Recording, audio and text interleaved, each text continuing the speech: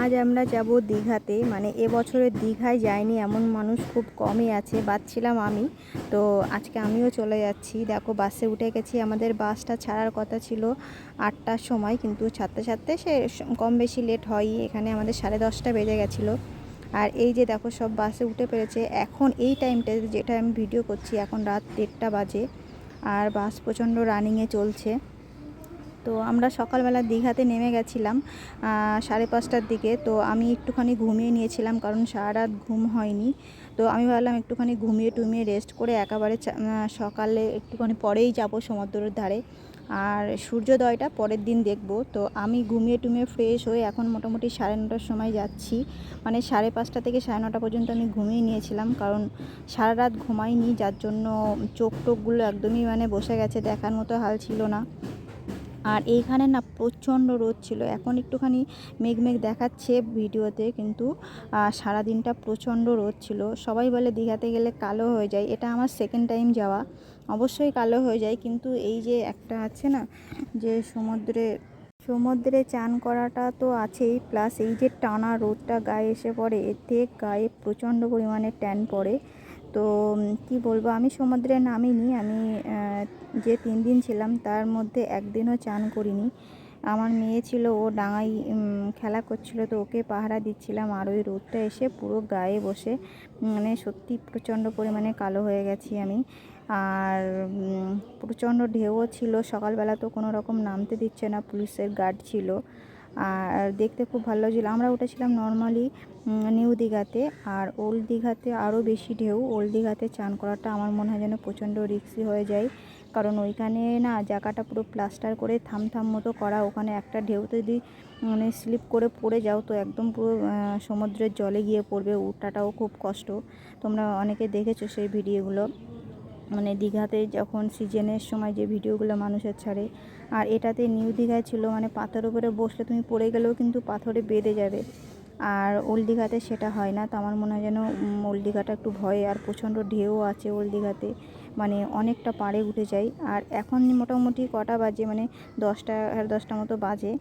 আর 1টার দিকে এই পাথর ছাড়িয়ে অনেক দূর চলে যায় ঢেউগুলো, তখন মানুষে চান করে আর কি। আর এই টাইমটাতে এই যে পাথর পর্যন্ত জল আছে, এর উপরেও উঠে যাচ্ছিলো। আমি তো দাঁড়িয়েছিলাম, একটা টাইমে প্রচণ্ড ভিজে গেছিলাম। তারপর যখন ঢেউটা একটুখানি নিচে নামলো, তখন আমি আমার মেয়েকে নিয়ে এসেছিলাম। দেখো প্রচণ্ড পরিমাণে হাওয়া দিচ্ছে এইখানটাতে, আর সমুদ্রের জলগুলো পুরো পাথরের উপরে উঠে আসছে। আমি আমার মেয়েকে নিয়ে একটুখানি সমুদ্রের পাড়ে বসেছিলাম। আর এই যে টানা রোদ এরকম দেখাচ্ছে, এখানে যে কী পরিমাণে রোদ ছিল কি বলবো। তারপরে সন্ধ্যাবেলা একটুখানি ঘুরতে বেরিয়েছিলাম। এই যে এটা হচ্ছে ওল্ড দীঘা। ওল্ড দীঘার চারি সাইডটা একটুখানি আমি ঘুরে ঘুরে দেখছিলাম। আর যেহেতু আমার মেয়ে আর মেয়ে মানে ওর বাবা ছিল না, প্রচণ্ড পরিমাণে জ্বালাতন করছিল, তো ভালো করে টিডিওগুলো আমরা নিতে পারিনি। তো ওল্ড দীঘাতে ঘুরতে এসেছিলাম। আমার দিদি ছিল, আমি একটু বাপের বাড়ির ওখান থেকে গেছিলাম। তো দিদি ছিল, দিদির ওখানে মেয়েটাকে দিয়ে আমি একটুখানি চারি সাইডটা আর কি ঘুরছিলাম। এইখানটাতে একটু পার্ক মতো, এখানে একটু দেখার মতো কিছুই আছে, যদিও আমার পার্ক ভিড়ভাড়টা অতটা ভালো লাগে না। আমার সমুদ্রের পাড়টাই বেশি ভালো লেগেছে। প্রথম দিন গিয়ে আমার প্রচণ্ড বোরিং লাগছিল, আর এটা ছিল সেকেন্ড দিন। দেখো আমার মেয়ে কত সুন্দর করে চান করছে। নর্মালি বাচ্চারা না ঢেউ দেখে ভয় পাচ্ছে, জলে নামতে চাইছে না, আর আমার মেয়ে ঢেউয়ের আগে আগে দৌড়াচ্ছে। ও প্রচণ্ড এনজয় করেছে। আর এটা ছিল বিকালের দিকে। আমি একটুখানি সমুদ্রের পাড়টাতে হাঁটছিলাম। প্রচণ্ড রোদ, এখানে দাঁড়ানোর মতো না। একটুখানি যদি ওয়েদারটা নরম থাকতো, তাহলে আরও বেশি মজা করতে পারতাম।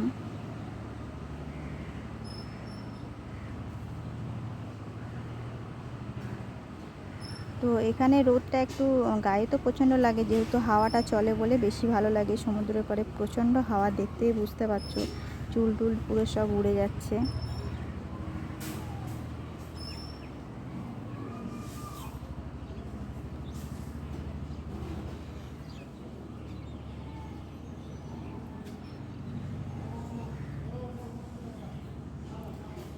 আমরা 3 দিন ছিলাম দীঘাতে। 4 দিনের দিন যেদিন আমরা বাড়িতে আসি, সেদিন যে কলকাতায় রাস্তা অবরোধ ছিল আমরা জানতাম না। 7 ঘন্টা আমাদের গাড়ি ওখানে আটকে দেয়। তো ওইখানে আমাদের খুব কষ্ট হয়ে যায়, আমার মেয়ে বমি টমি করে দেয়, বাদ বাকি বাসের মধ্যে যত বাচ্চারা ছিল সবাই অসুস্থ হয়ে যায়। তা নয়তো কোনো সমস্যাই ছিল না, আমরা সকালবেলায় নেমে যেতাম বাস থেকে, মানে 4টের আগে নেমে যেতাম। বাস যে হারে জোরে চলছিল, কিন্তু কপাল খারাপ ছিল আমাদের, রাস্তা অবরোধ আমরা জানতাম না, না হলে হয়তো একদিন পরেই আসতাম। তো আলটিমেটলি দীঘায় কে কে গেছো আমাকে অবশ্যই জানিও। আমার যে খুব ভালো লেগেছে সেরকম ব্যাপার না, মোটামুটি একরকম লেগেছে। তো মোটামুটি এনজয় করেছি, অল্প টাকায় আমি এনজয়, খারাপ না। আর ওখানে খাবার দাবারের দাম প্রচুর প্রচুর। আমরা হয়তো ভাবি যেতে আসতে খুব একটা খরচ নেই বা রুম ভাড়া টাড়া, ওখানে খাবারের দামটা প্রচুর। আর যেহেতু তুমি থাকবে, খাবার তো তোমাকে খেতেই হবে, রান্না করে, বাড়িতেও তো আমরা রান্না করে খাই, ওখানে গিয়ে রান্না করে খাওয়া মানে সেটা ভালো লাগে না আমার। আর এইদিকে দেখো আমার মেয়ে প্রচণ্ড চান করছিল পরের দিন, এটা হচ্ছে 11টা 11:30টার দিকে। তো সবার ভিডিওটা কেমন লাগলো অবশ্যই জানিও, একটু লাইক কমেন্ট করে দিও। আর আবার নতুন নতুন ব্লগ নিয়ে আসবো। আসলে আমি আমার কাজের জন্য প্রচণ্ড ব্যস্ত থাকি, তো এই জন্যে ভিডিও ভালো করে পোস্ট করতে পারি না। বাদ বাকি বিকেলবেলা কিছু একটা হালকা পাতলা মানে খেতে এসেছিলাম, আর একটুখানি রিলস বানাতে এসেছিলাম, ভিডিও ধরার মতো কেউ ছিল না, তো ভালো করে ভিডিও টিডিও আমি তুলতেও পারিনি।